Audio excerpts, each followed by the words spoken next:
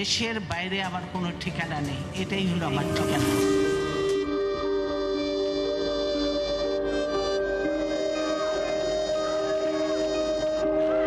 এই দেশ, এই দেশের মাটি, মানুষই আমার সবকিছু, কাজে আমি দেশের বাইরে যাব না।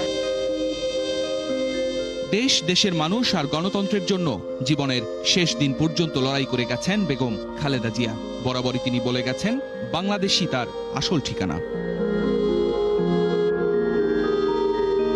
সাধারণ পরিবারের মেয়ে, পরবর্তীতে দেশের রাষ্ট্রপতির স্ত্রী। আততায়ীর গুলিতে জিয়াউর রহমানের মৃত্যুর পর সাদা শাড়িতে রাজনীতির নেতৃত্বে আসেন বেগম খালেদা জিয়া। এরপর থেকে লড়াই করেছেন স্বৈরাচার আর ফ্যাসিবাদের বিরুদ্ধে।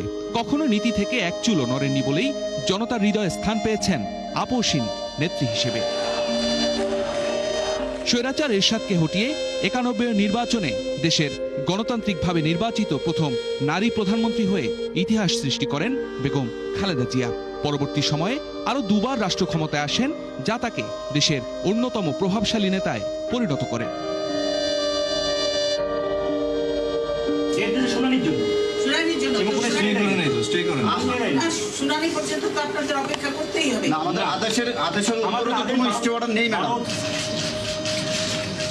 অবস্থা করেছে, সারাদিন আমি মানুষকে কিছু খেতে পর্যন্ত পারিনি। আমার বাড়ির লোকজনকে কিছু খেতে পর্যন্ত দেয়নি।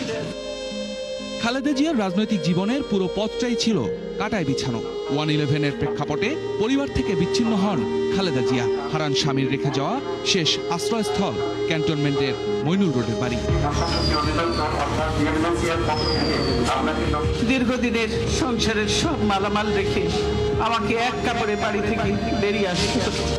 অকালে হারান আদরের ছোট ছেলে আরাফাত রহমান কোকোকেও।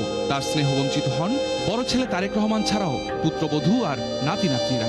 তারপরও কখনো পিছু হটেননি গণতন্ত্র রক্ষার আন্দোলনে। এই সরকার শুধু অবরুদ্ধ দেশটি করেনি, এই দেশটাকে একটা কারাগারে পরিণত করেছে। আওয়ামী সরকার বরাবরই আতঙ্কে ছিল বেগম জিয়ার জনপ্রিয়তার, যে কারণে কখনো বালুর ট্রাক, আবার কখনো হামলা মামলা করে তাকে থামিয়ে দেওয়ার চেষ্টা হয়েছে, কিন্তু থামেননি বেগম জিয়া, যে কারণে তাকে বরণ করতে হয় মিথ্যে মামলায় কারাবন্দী জীবন। এই কারাবন্দী জীবনই যেন ছিল খালেদা জিয়ার জন্য এক মানবসৃষ্ট মৃত্যুফাঁদ। অসুস্থতায় উন্নত চিকিৎসা থেকে বঞ্চিত হন।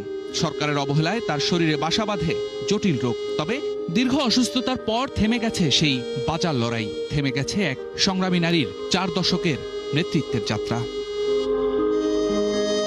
বেগম খালেদা জিয়া, আপনাকে মনে রাখবে বাংলাদেশ। শফিকুল হক, ৭১, ঢাকা।